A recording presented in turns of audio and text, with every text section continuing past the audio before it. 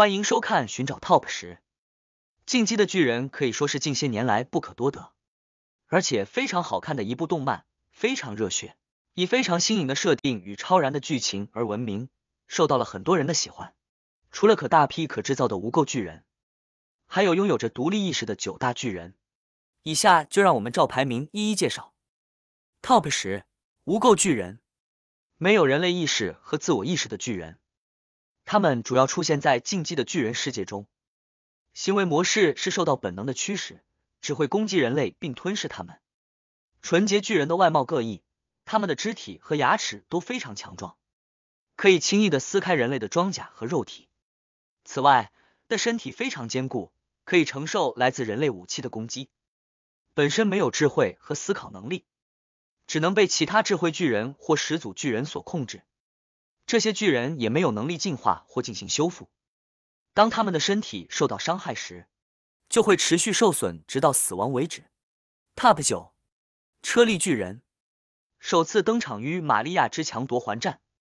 被埃尔文·史密斯称之为4足步行型巨人，是一种4只脚步行的巨人，它具有过人的持久力和高度可塑性，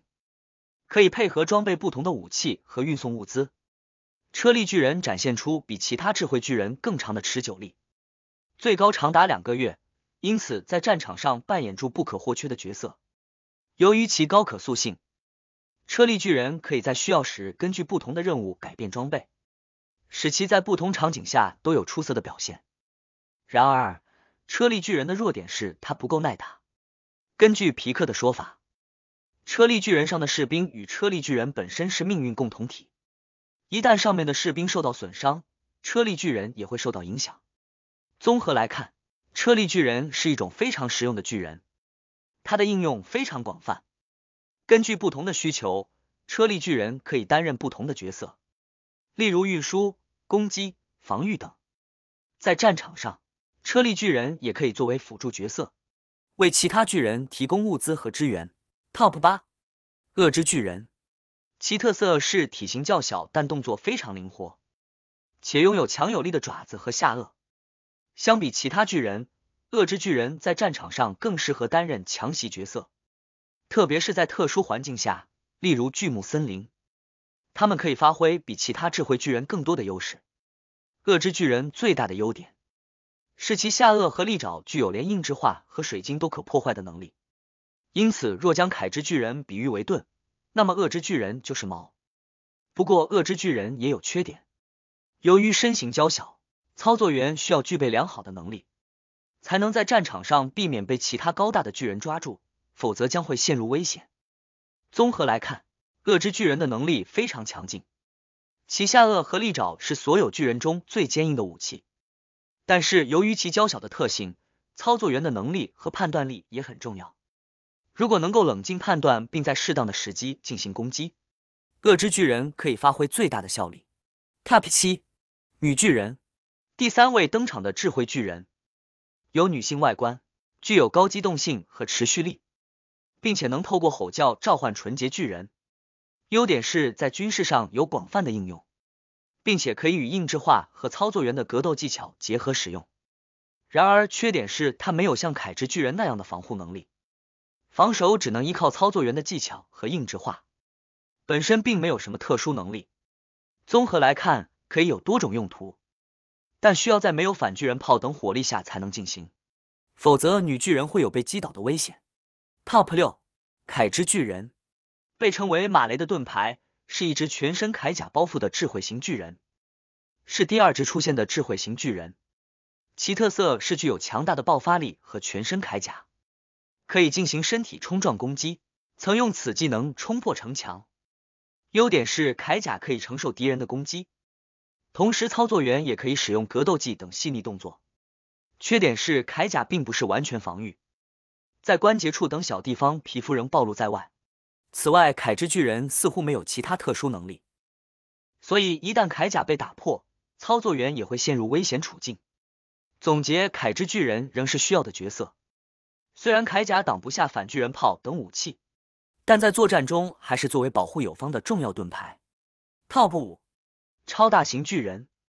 动漫中出现的第1只智慧型巨人，高达60米，没有皮肤，肌肉裸露在外，如同行走的小型核弹，具有奇袭的能力，可以毫无任何迹象的突然出现，造成关键伤亡，扭转战局。它释放的蒸汽产生高温气体，一来可以燃烧周围，一来也可以保护自身。它的长手长脚也能对一切造成极大伤害。然而作战时非常耗费操作员体力，不擅长进行消耗战。与其他智慧型巨人相比，超大型巨人的动作速度较缓慢，而且当释放蒸汽时，它本身无法移动。最大的缺点是它在作战中不能像其他智慧巨人一样连续使用，容易被小而快的立体机动装置攻击。在马雷的国际作战舞台上，超大型巨人主要用于奇袭，被马雷军方称为破坏之神。由于他的身形非常巨大，在单纯的巨人间战斗中仍然有优势。Top 4，兽之巨人，特点是双臂较长，外形像猿猴，体型比其他巨人高大。优点是操作员有良好的投掷技术，可以将野兽巨人变成可怕的行动炮弹。缺点是兽之巨人和女巨人、进击巨人一样，在防御上缺乏明显的技能来保护本体。综合来看，野兽巨人的综合能力比不上其他智慧巨人，但如果操作员有良好的战术和操控技术，仍可以成为一大火力。Top 3，战锤巨人，它最独特的是它可以创造任何硬质化物体，是所有巨人中除了始祖巨人外最为特别的。创造物体的操作员本身不需要在体内，只要相连就可以在藏于地底的位置创造。战锤巨人不仅可以创造任何硬质化物体，甚至可以创造巨人本身。战锤巨人的优点是它的应用性很广，只要操作员能够想象得到，它就能创造出来。而且在创造物体时，还可以用水晶来保护自己。缺点是创造硬质化物体会消耗操作员本身的体力，当操作员过度制造时，流失的大量体力会对自己造成极大的危险。综合来看，战锤巨人的应用性很广，战力可怕，并且能创造出任何硬质化物体，因此是一个非常重要的战斗角色，能帮助戴巴家族在艾尔迪亚族中拥有特殊的地位。Top 2，进击巨人，为自由而战的巨人，强调自由与进步，并拥有强大的精神力。依操作员本身的技术可以有不同的战力，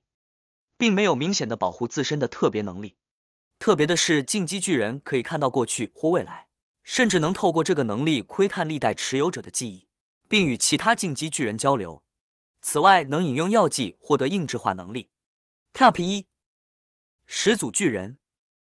被罗德雷斯称为神的巨人，可以支配所有的巨人，透过坐标能力控制纯洁巨人，甚至包括智慧巨人，并修改艾尔迪亚人的记忆，但对阿卡曼彝族无效。如果持有者拥有王家血脉，则可以使用地名之力，控制城墙内成千上万的超大型巨人，还能改变族人的身体结构，不愧为巨人之王，能力可怕至极。以上就是本期全部的内容，如果喜欢我的频道，记得订阅、点赞、开启小铃铛，我们下期见。